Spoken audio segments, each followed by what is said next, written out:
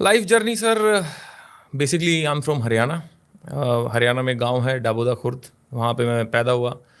और फिर उसके बाद में सैनिक स्कूल में एडमिशन हो गया, क्योंकि बचपन से ही सपने थे जैसे कि हर इंसान के होते हैं, कुछ बड़ा करेंगे। तो फादर साहब गवर्नमेंट जॉब में थे और ईमानदार थे हद से ज़्यादा, तो थोड़े से मिडिल क्लास भी थे। चैलेंज ज़्यादा रहे होंगे। चैलेंज ज़्यादा रहे होंगे। 4 भाई बहन थे, तो 3 सरकारी स्कूल में पढ़े हैं, बड़े जो मेरे से हैं, मैं सबसे छोटा हूँ। और 5th क्लास में मैंने एग्ज़ाम दिया सैनिक स्कूल का, तो मेरा एडमिशन हो गया। तो कुंजपुरा करनाल, सैनिक स्कूल कुंजपुरा करनाल मेरा एडमिशन हुआ। 3 साल मैंने वहाँ पढ़ाई करी, 8th क्लास तक। उसके बाद में फाइनेंशियल चैलेंजेस रहे, क्योंकि उस समय पे बहुत ज़्यादा एडमिशन मतलब फ़ीस थी वहाँ की स्कूल की। फिर उसके बाद में खुद ही रियलाइज़ किया कि यार इतना ज़्यादा पापा लगा नहीं पाएंगे, तो 9th क्लास मैंने ड्रॉप कर दिया वहाँ से। फिर अपना बहादुरगढ़ एरिया में पढ़े। उसके बाद में अच्छी पढ़ाई लिखाई करी, मैं टॉपर रहा। 89% आए 12th क्लास में, और मैथ्स में 98 आए।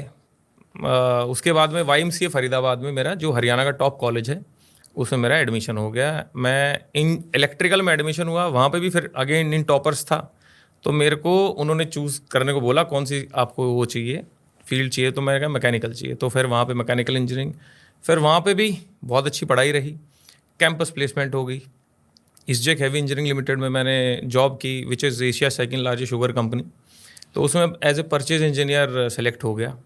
तो ये पूरा अभी तक का जर्नी रहा मेरा, जो मैं इंजीनियर था। तो 2014 तक इंजीनियर रहे, फिर डायरेक्ट सेलिंग लाइफ में आई सर। के पीछे भी एक कहानी है कि 2013 में 10 अप्रैल 2013 को, टू बी वेरी प्रिसाइज, मेरे जो बड़े जीजा जी थे वो दिल्ली पुलिस में सब इंस्पेक्टर थे, तो उनकी डेथ हो गई। ओहो। तो मैंने कभी अपने घर परिवार में डेथ नहीं देखी थी एक्चुअल में। तो पहली बार जब मैं 23 साल का था, मैंने एनकाउंटर किया कि ऐसा भी कुछ होता है। तो ही वॉज़ वेरी यंग, लगभग 32-33 साल के रहे होंगे। तो 2 बेटियां थी उनकी। मेरी जो बहन है बड़ी, वो 6 महीने प्रेग्नेंट थी।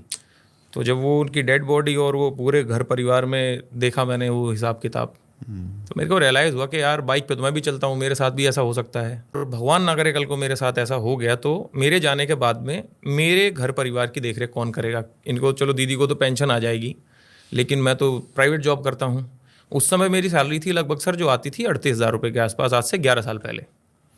तो मैं कहा भाई 38,000 भी है, लेकिन है तो प्राइवेट ही। तो फिर मैंने कुछ सर्च करना स्टार्ट करा, कुछ और करना चाहिए लाइफ में, 1-2 काम करें। लेकिन नौकरी के साथ अब कोई अगर आज से 11-12 साल पहले आपको 38-40 हज़ार रुपये दे रहा है, तो काम तो लेता होगा सर। 9 to 7 की नौकरी होती थी एक तरीके से, तो सैटरडे वर्किंग होता था, और जब क्लोजिंग चलती थी तो संडे ही बुला लेते थे। तो फिर ऐसे ही टेंशन में रहने लग गया, कुछ और करना चाहिए, कुछ और करना चाहिए।